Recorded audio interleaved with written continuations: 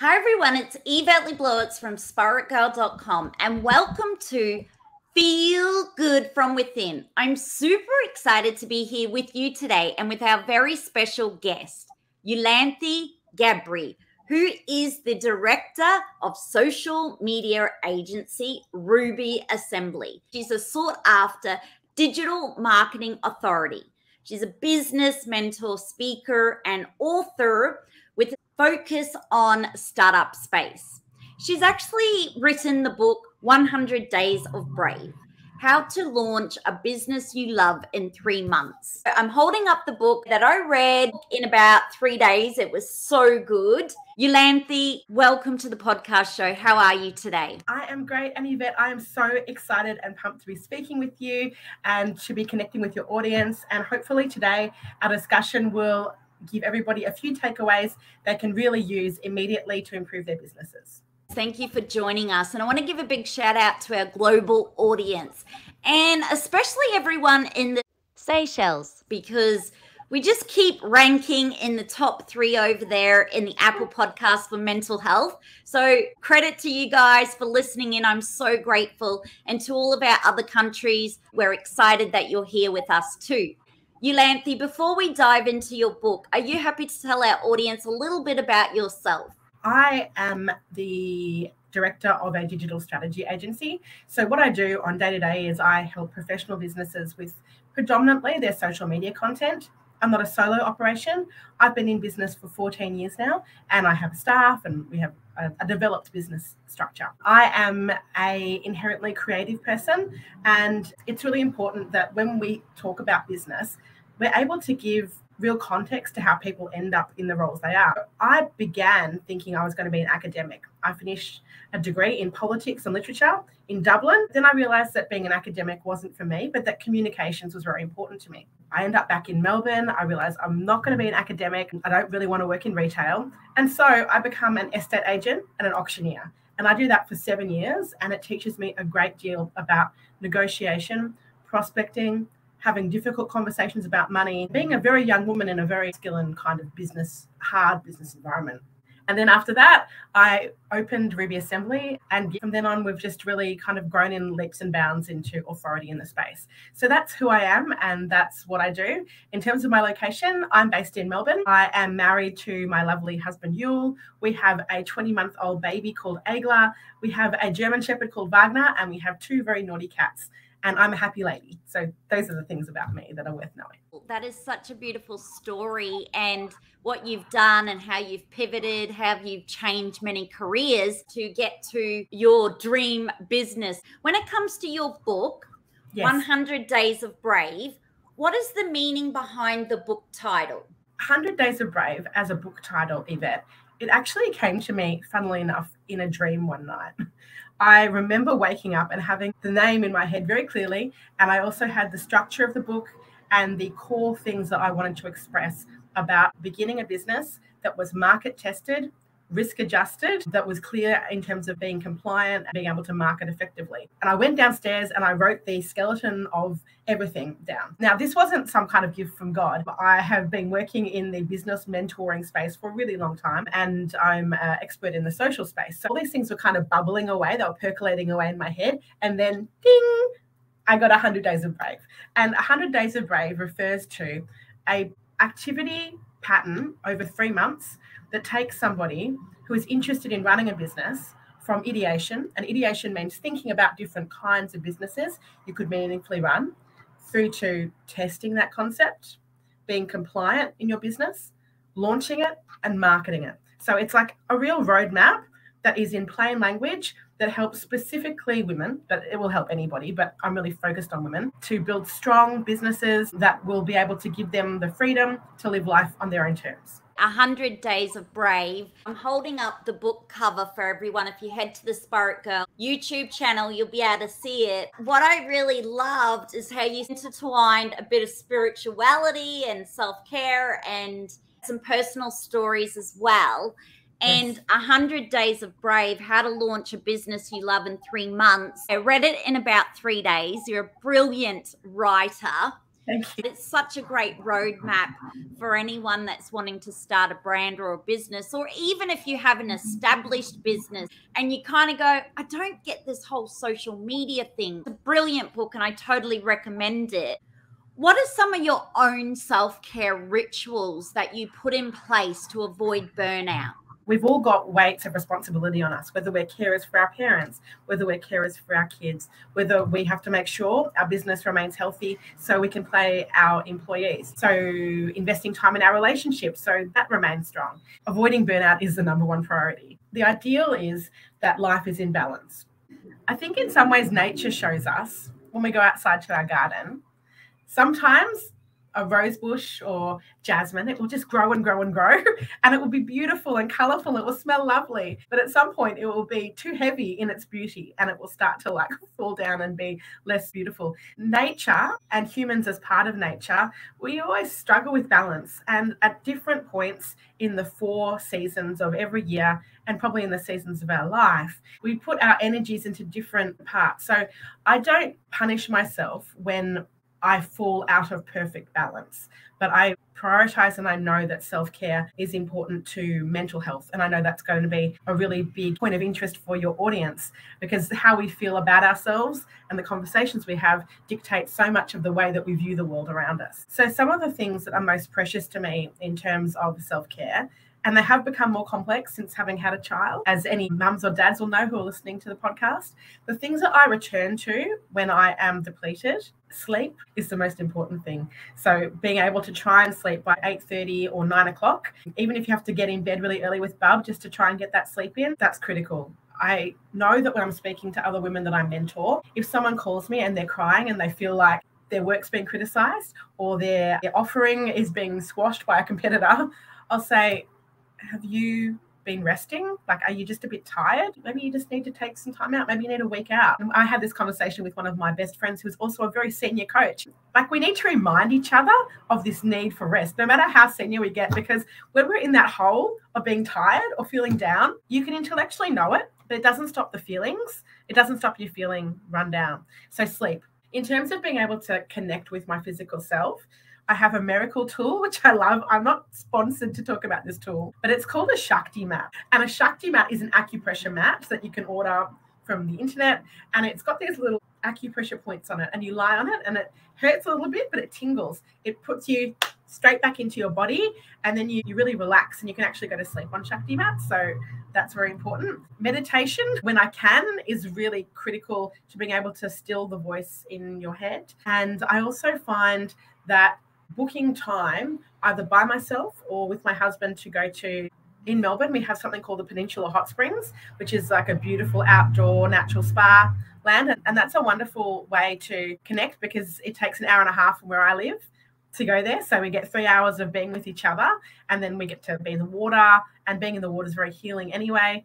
But if I don't have that time, I will go to a place called Sense of Self in Collingwood in Melbourne. And that again is kind of a spa. It's just about reconnecting with the physical, because our bodies, they tell us so much about where we're actually at. The two can sometimes not be aligned or in conversation. So those are some of the things that I do as self-care rituals. Importantly, I have a very good relationship with my psychologist, and I have had for 3 or 4 years.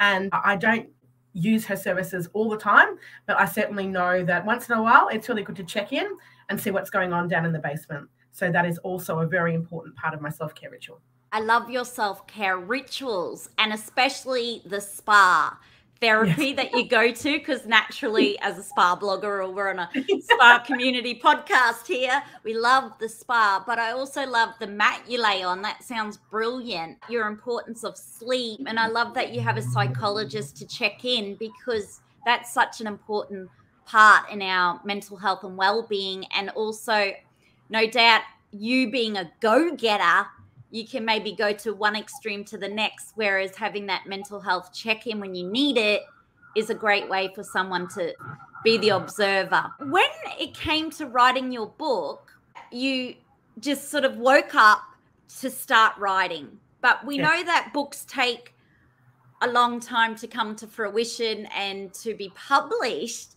Yes. Did you have to schedule time in then out of your busy day to fit that in? Definitely. The writing of a book is an entirely intentional event, and writing long form work is definitely work.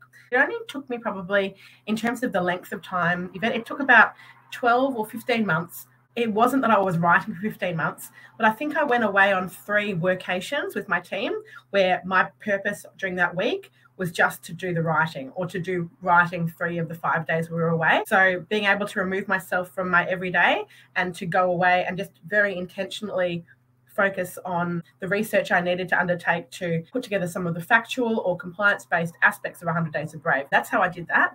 But if anybody is curious about writing a book, there's a really great program that you can undertake to help you learn about writing longer pieces of material, and it's held every November. It's called NaNoWriMo. You can Google that, and it helps you write a 60,000 word text in a month. I've done that twice courtesy of that program. The purpose isn't to write something perfect. The purpose is to show yourself you can actually do it. I love that. So for anyone who has the dream of writing a book, that's a really good insider tip. Thank you, Yolanthe, for sharing that. So you just basically allocated the time, went off the grid, did it, got it done, and obviously used that course help as well. Yeah, I think that put the training wheels on a few years before I actually wrote the book. I just knew I could actually write that volume. So it gave me that confidence. One of the things I loved about your book was don't quit your day job. And I felt this was so important because on social media, particularly Instagram, we constantly see people, let's say as an example, a travel blogger who will say, I quit my full-time job and now I'm a full-time travel blogger. But what we discover later on down the track is they sold their house at this beautiful location. They maybe got $600,000 for the house. They put their stuff in storage and now they're traveling the world based off their investment money. But then they post, I quit my day job and now I'm traveling the world. I'm a full-time travel blogger. And I read a book once by Elizabeth Gilbert, and it was harsh, her words of wisdom, but it was literally don't quit your day job. And she talks about as a creative, how many times she wrote previous books before she became a bestseller, and how it's important to do your creative thing, but also have that solid income stream coming in while you're working on your dream. And I loved how you reiterated that, because I only spoke to someone the other week who decided, oh, I've got 135,000 TikTok followers. Oh my goodness, I'm quitting my job. I'm going to become a full-time TikToker. Without a business plan. In your experience, what would you recommend for someone who's listening in and goes, wow, I'm starting to get a following. I've just got a couple of sales coming in or a couple of jobs. I'm quitting. I'm done. I think that you identified that Instagram sells a whole lot of fantasy and a whole lot of skinny tea, right? It sells a whole lot of fantasy. And the reason why it's important to have multiple income streams when you're building any business, whether that is as an influencer or a travel blogger or a baker or, you know, whatever it is that you might be beginning as your startup, is because A, you need money to live on, but B, by having money to rely on, you're going to be able to make more considered, less pressured decisions within your new business. When we're feeling really poor, we're more likely to make poor decisions about collaboration. You might end up collaborating with a brand that does not actually speak to your values or the values of your audience. You might end up selling your services for rates that are far too cheap and actually doing yourself a disservice. When you're doing business from a place of desperation, the outcomes tend not to be that premium, and you end up needing to correct them down the line. So I've mentored a number of women who have left corporate jobs. They've had really big payouts and they're like, well, I've got this big payout. I'm going to begin a career as a coach. Now, they all are really clever ladies with a ton of smarts to share. They might not have run businesses before ever, though, and they may not have worked out who their vertical is, who their customer is in terms of their coaching audience. And they'll burn through that $200,000 or $300,000 in 18 months, and they won't have had that, in a way, pressure to make the business viable. And the businesses have often failed, in my experience.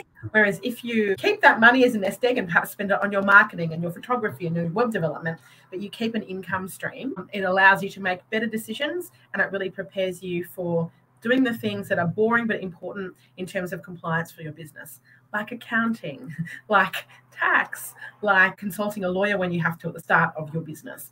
All those things are powered by having other income streams. When I first began Ruby Assembly, I was working 5 jobs. Now, that sounds intense, right? But I was 26 or 27 at that time. I was working 4 days a week as a BDM for a real estate brand. I was working as a Saturday receptionist for another real estate brand. I was selling Intimo bras, which is kind of like Tupperware for bras. So I was driving around on the weekends and doing that. And I was running Ruby Assembly, which is the copywriting business as it was then. That additional income allowed me to then go full time with Ruby Assembly within a year. But if I hadn't had that income, my decision making would not have been as strong, I'd say. And I love that clear message in your book, which is really reassuring because it takes the pressure off people who see everybody saying, do this masterclass, and all of a sudden you'll make a whole lot of money. And for someone who's been a creative pre-Facebook, back in blogosphere, I knew very quickly if you were just to quit your job, you wouldn't eat, you'd be homeless. Yes. Because back then, even trying to get any commissioned writing job was competitive. Back in those days, they didn't even give bloggers free products. I mean, you'd have to write for free for 6 years to be even considered as a real deal by some magazines or brands. And we've gone so far the opposite way now, where it's just like, can look good and get a business from that. We know that through your book, you talk about things that you need to have structured first. You talk about your own personal story with taxation. Mm-hmm. You talk about your own personal stories about how getting lawyers involved is a really good thing, about IP, getting your IP in place. Also, you talk about things like overcoming rejection. So important. I have a saying which was, every no was my yes. Mm-hmm. So I really had a passion of wanting to help people to feel good from within, either by visiting the spa or practicing self-care. It wasn't mainstream, of course. I do believe if you align with your values, your purpose, your intention, and it's bigger than you, it does help you to keep on path. What are you finding coming up more and more for your entrepreneurs, business owners, when it comes to overcoming rejection, which is a really hard thing? When you got a great idea and someone goes, oh, that won't work. I think in the businesses that Ruby Assembly work with, and in the women often that I mentor, the issue is never that the business concept itself is poor or unappealing. It's very rarely that there's a essential fault with the concept. The biggest challenge to business owners is prospecting, because on the flip side of prospecting, which many people feel is a dirty word, prospecting, for those who don't understand what that word means, it just means active outreach to people who don't know a thing about you, so you can introduce them to your business and educate them about what you do. Because on the flip side of that outreach is someone saying, oh no, I don't want that. And for some people, hearing that, oh no, they hear that. You know how, Yvette, you say that you hear that as a form of yes? It's actually path correcting you towards somebody who will want your service, right? That's a learned skill. And initially, when people experience that rejection, they can feel like the rejection of their business concept is the rejection of themselves. And also in Australia, we have a culture that can be really disrespectful towards cold calling and sales more generally. Now, bad sales is always bad sales, right? We don't like bad sales. Nobody likes it. It's not good. But not all sales are bad and not all offerings of skill are bad. So sometimes we're worried that the rejection of our prospecting means that we're somehow less than, or that we're doing something that's kind of dirty or not fitting our station based on our own sense of education or our own like social class.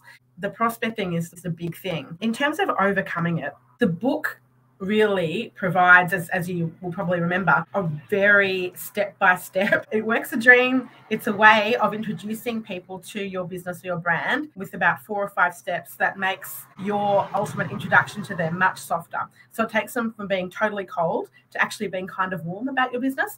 And I find that for a lot of people, that makes the whole thing a lot easier. I would suggest that ultimately prospecting has to do with relentlessness, and that relentlessness eventually allows us to move to that space where you're at, where you hear a no as more of a yes. I was really, in some ways, straight into the fry pan when I learned my lessons about rejection, because I learned them when I was a real estate agent. Now, everybody hates estate agents, right? And so I spent, I think, the first 6 months of my role cold calling people. I came to feel that when I was speaking to somebody, they were lucky to be getting a call from me because I was actually giving them service. I was giving them my time. I was letting them know something that they might otherwise not know. And that really changes the tone of the delivery in that call. Certainly increase the rate of conversation with those prospects as well. So attitude is something that's really important to the way that we consider rejection. But like most things that are unknown, you just kind of have to jump in and have a crack. And that begins to demystify the process and take no's closer to not now, but maybe in the future. I love that. Not now, but maybe in the future. And that's right. Some of my media opportunities have taken at times even 6 years or 7, Yes. maybe 8 to come to fruition. And sometimes businesses or brands aren't in a position to take up that opportunity or to implement it. And things change all the time in life, as we know. In your book, you had so many great tips about have your email, have your footer with your brand on your website, make it really clear from the get-go what you do. Don't have too much word. You want to sharp, quick. You had tips on growing your customer list, because I'm guilty of this, where Instagram came along. And the whole focus then was, got to build an Instagram following. You got to connect with your people via Instagram. I've recently spoken to a couple of skincare brands in Australia, very predominant brands, who sadly have had their Instagram accounts hacked. So didn't have access to their Instagram. Now, thankfully, they were clever entrepreneurs who were building a very robust mailing list, an email mailing list, so they could communicate to their clients and their customers about what had happened. It shone a light, especially for me. Everybody sign up to my mailing list at spiritgirl.com, YvetteLeBlowitz.com, because it really shone a light on me how important it is now that we start the process of converting our community online, say Instagram, whatever, TikTok, Facebook, back to getting those email addresses and being able to connect one-on-one. Because if all of this falls over, you get hacked, then what? How important is this, Yolanthe, for a small business starting up? Oh, I love that you have brought up the example of hacking on Instagram. The most valuable thing we have as business owners, apart from our IP, whether we're selling skincare or whether we're selling cars or drink bottles, whatever, is that mailing list. If we choose to wrap up our business, that is actually what the customer, like the potential purchaser, is going to be buying from you. It's the list. With Facebook and Instagram, they're best understood as handy pay-to-play phone lines to our customers. In order for those spaces to be effective, as any business owner will know, you do have to put budget on that content most of the time in order to make it effective. So it's already pay-to-play. It's just like being in a newspaper, right? But if the only space that your customer can see you or interact with you in that space is owned by Meta, and Meta change the rules, or you get locked out for some reason that has nothing to do with you, you're in a really bad pickle. And so with our customers in social media, initially, one of their concerns is often about building their vanity number. Now, we call the vanity number follower number on Instagram or Facebook. It's nice to have a big number, but often it's immaterial because we still have to pay to connect to our audience anyway, right? It's not like it's just free communication. We still have to invest in it. Whereas we prefer that our customers think about those platforms as great phone lines that we can create content for, but everything needs to direct back to the website. And it's important to build rich content on the website. If you can have a resources page with high quality downloadables so that you are able to capture your customers' details and you're able to communicate directly with them and build those closer relationships. A lot of businesses in the Instagram era, they don't have enough systems in place to mature into businesses that allow better direct sales, but also safety. Yes, that was such a great point. And you mentioned if you can give your customer or your reader or audience a free downloadable book or something of value to get their interest in signing up. And also I loved how you put, just don't go to your website and have that sign up straight away, because that was one of the things that drove me up the wall and why I didn't put a pop-up on my initial blog, because that annoyed the crap out of me. Anyone that's got initial pop-up, Yolanthe even says, give them a few seconds to breathe and look at your site before you pop it up. Yeah.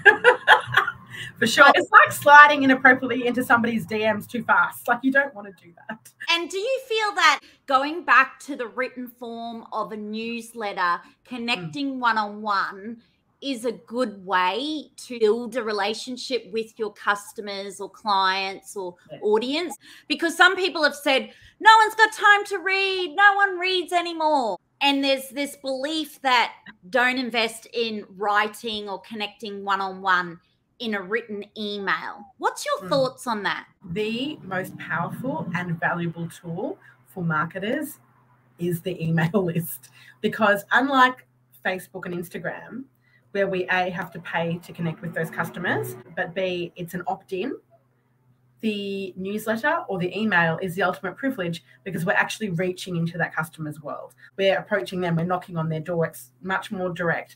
That's why it behoves us as business owners not to design crappy content or to post EDMs too often so people fatigue of our brand. It's really important that the newsletter fits into a schema or a plan of how we overall prospect those customers. So, for example, in my own business, say somebody reaches out, they're curious about what we do. They'll get a response from me. They might get a little hello message. I've started using a program called Bonjoro, which allows me to record a very quick message of thanks. It's tailored to them. It's me, and it goes straight to their inbox. And it says, hey, thanks so much for inquiring. I'll be back to you in a couple of days, or whatever it might be. Wow. They'll get a postcard. They'll be added to our mailing list. They'll be sent an item from our e-resources library, which I've spent years building very high quality content on. So it's the variety of touch points that make us legitimate. And legitimacy is what allows us to charge more. When people feel that we are the real deal, price becomes much less of an issue. And building resources that can benefit them in whatever your business is. So if you are selling skincare, then even teaching them about skin, absolutely, or even self-care rituals. You've got to give more than you get, in a sense where it has to be of value to them. It's not all about you selling. My ethos as a business owner, but even the way that we approach delivering social for our clients, is we do 50% focused on the client in terms of expressing what they do, their values, testimonials, etc. But 50% is what we call cultural content. And that's the content that's about the customer. Because, we're bombarded with messaging. Depending on the sales cycle of your business, like, for example, in real estate, the sales cycle is 7 years. That's a lot of communication in between drinks, right? As if it was skincare care, it might be every 3 months somebody's looking at a new product, something different. But we still have to fill that period of time with meaningful communication that's not just about selling. It should be about respect for the brand. And that's where brand ambassadors, either the owners of the business, need to step up, or they can, depending on the size of the business, they can engage an ambassador or a character. But it needs to be about them, and it's important with our resource library, if you choose to design one, that you're answering a genuine question. It's not like you're hiding any information. If you say you're going to tell somebody how to deal with a particular kind of dermatitis naturally, you need to deliver that in the book. You can't say, book a consultation with me and I'll tell you the last 2 bits of that. You need to actually do what you say you're going to do. That builds trust. And the quick sale is not always the good one. Sometimes people need to be educated about a high-cost product, or they need to be educated about a new brand, and that can take a little while, and that's okay. Yeah, exactly. And I find even now, after being in the creative space, I've lost track of the years now, there are still people just discovering, who is this girl? It takes time. There's this belief that everything goes viral now and everything happens instantly. And I can tell you, 15 years later, nothing goes, for me anyway, and most businesses don't go viral overnight and don't start overnight. So it's important for people to remember it's okay if you didn't go viral because you put one post up, which leads me into the next question. I have a lot of mums I'm going to say dads too listening in, but Yes. particularly I've had a lot of small business owners who have got small toddlers who run amok actually, or get really involved when they're trying to do social media and they get in the way. I've got a lot of mums at the moment who are finding it really difficult to run their small business from home. Yes. Be the mum and create content.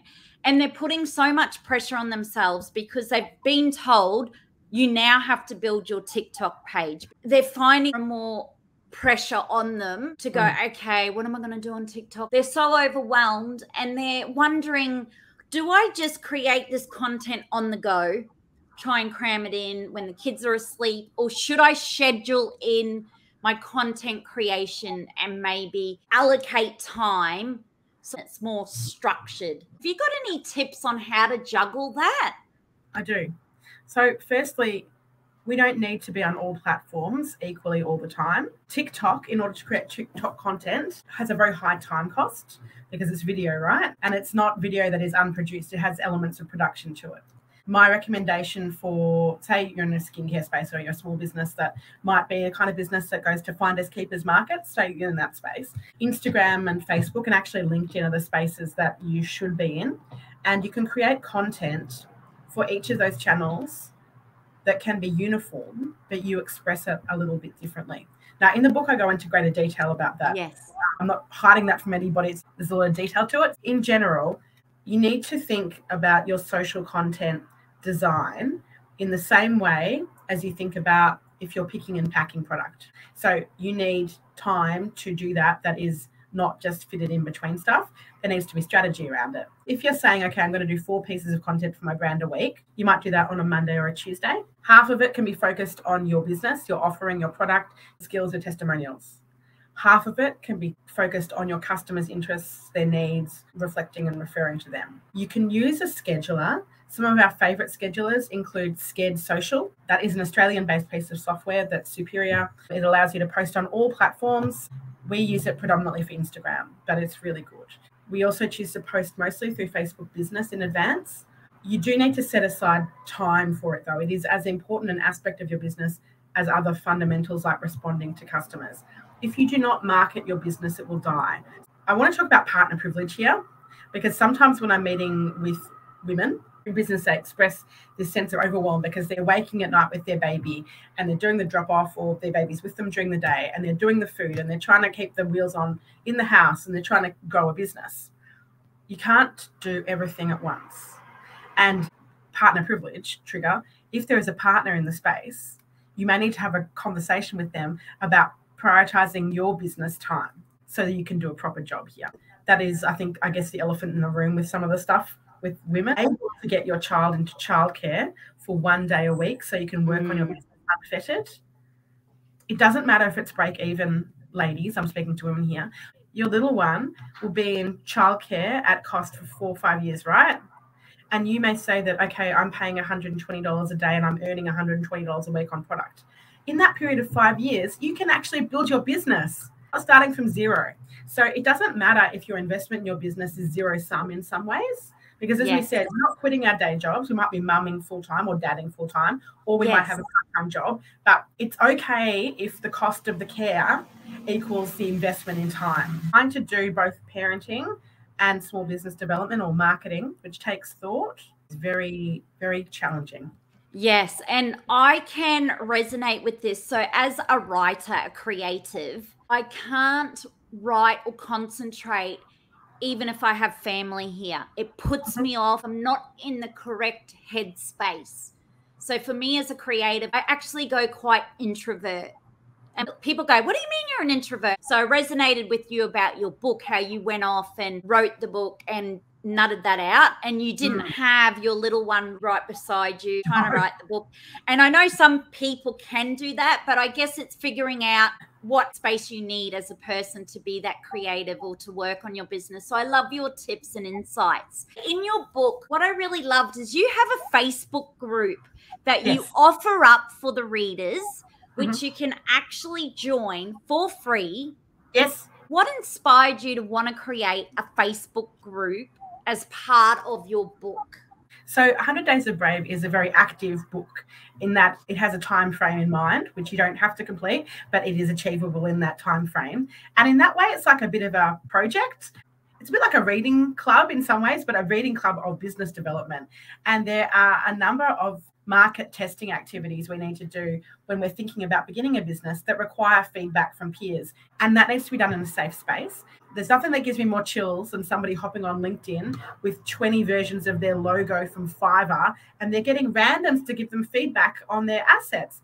And not only is that potentially dangerous for your IP, for your product, telling everybody about it before you've launched it, not everybody's opinions are valid. So I wanted a space that was a bit safer, a bit more private, that me and my team will be facilitating. We're going to be facilitating 2 rounds of 100 Days of Brave a year, and we're designing content for that. And we're actually going to be, our focus for early 2023 is actually going to be an in-person workshop, really like kind of a really large team environment. The group is to create a safe space that facilitates meaningful conversation. That's not all like rah-rah. It's not sales oriented. It's actually about structure and making sure that we're getting it right. I love that. And thank you for sharing more about that. And whether you're a startup with a part-time hustle or you're diving straight into your new full-time business, whether you've just had a blog pre-Facebook and you're like, what? Your book is so easy to read, so practical. It is full of tips from copywriting matters, logo love, tell me about your business. There is so much in here clarifying your offering. And I've got to say, for all of our light workers who are tuning in, I know that one of the things you hate to do is put a cost on your service. You just want to help. I know you, I feel you, I am you. You just want to help people because you're so generous. But I just love how Yolanthe shares some hacks, some tips to really help you be rewarded for your expertise, your skill, your passion, your love. What is your hope for your newfound book readers? Yvette, the pace of interaction with the book is just kind of delightfully, really flourishing. So it's wonderful to see that there is a community that is developing around this process. What I would love to see, women who are able to attribute fundamental changes for the better in their established business practice, or brand new businesses that grow slowly, steadily, and functionally, giving those women the chance to live lives on their own terms, flexibly. I think that being a woman who can earn money off her own bat, off her own concept in business, is one of the most feminist acts possible. It's so empowering. One of the reasons that women stay in relationships that they shouldn't is because they're financially disadvantaged. If we can prioritize building things that are our own and forgetting about wanting to join huge businesses that are run by the patriarchy, that don't take into account how 24/7 the cycle of a woman's life is. We take care of our parents. We take care of our friends. We take care of our kids and our animals. We take care of our bodies. We take care of our customers. It's not a stopping thing, and it doesn't just exist between 9 and 5. It's really important that more women are able to carve their own way forward and have the resources to make decisions that benefit them. And it's not always about having the most money, but it could be about having the most time. There's so many things that add value, but my book, on one hand, it tells you how to run a business, sure. But on the other hand, I think it's profoundly a feminist manifesto about giving women the key to move forward and do things their way. I love your hope for your newfound book readers, Yolanthe Gabrie. That is just so beautiful. And I've got to say, I'm so grateful that I stumbled across your book in Sydney. It was a full gondola. And was it? Oh. Don't worry, I got you a video because this is part of the Spirit Girl Book Club, 100 Days of Brave, how to launch a business you love in 3 months. I don't normally pick up books to do with business. Mind you, I should. I've got a podcast show and a blog, but I'm honestly never really interested in it as a creative. But I learned so much. I've got to put so many things in place. This is one of my all-time favorite books and so incredibly written. I can see why you have a copyright business You're such a good writer. Thank you. I just can't wait for everyone to grab a copy of it. Now, how can we stay in touch with you after this podcast show? I think that the best way to stay in touch with the book and the Facebook group, everybody is, of course, welcome to join that Facebook group. Yeah, just look up 100 Days of Brave, and on Instagram at 100, as in the letters, 100daysofbrave.com. There is also a playbook that I think many of the readers will probably find useful. It is a beautifully designed ebook download that allows you to kind of get the most out of the activities that are planned throughout the book that I'm finding a lot of people are getting some benefit from. So that will probably enhance your experience. But I don't know about you, but I really like to listen to music when I work. So another way of getting into the 100 Days of Brave vibe would be perhaps following our playlist on Spotify. It's just 100 Days of Brave. It's a sweet vibe, and it will keep you motivated while you're working through your 3 trimesters of business development. So those are probably the best ways to stay in touch with the project. Thank you so much, lolanthe Gabrie. What you're doing to help women, particularly to become their own entrepreneur, to become financially viable and keeping it practical, is really what's needed. I've got goosebumps. It's a goosebump moment. Thank you so much again for all the work you're doing and for really being on a mission just to empower and inspire women. And for anyone who's feeling burnt out, overwhelmed, you just don't know how you're going to get this business happening, you maybe have lost a little bit of hope, all I've got to say is 100 Days of Brave. You've got this. And also, I think for anybody who is feeling a bit tired, remember, think about the garden. Nothing in nature blooms eternally, and neither do you. When we're feeling tired, it's just because we need a bit of a break. It doesn't mean your business concept is bad, that one rejection means that your concept's not good. Have a break, return in a week, do the steps, show up, you'll probably be okay. I love it. Thank you so much again. Thanks, it's been Yvette. such a pleasure. Lots of fun. Bye. Bye. Thanks for listening into this week's Spirit Girl podcast episode. I hope you found this conversation of benefit and of interest to you. In support, I would love for you to subscribe to the Spirit Girl podcast, Feel Good From Within with Yvette Le Blowitz, and to leave a 5-star rating and a review of what you think too. Be sure to share this show with your family, friends and community, and to subscribe to my mailing list at spiritgirl.com, and to follow Spirit Girl or Yvette Le Blowitz on any social media app. And together, let's feel good from within.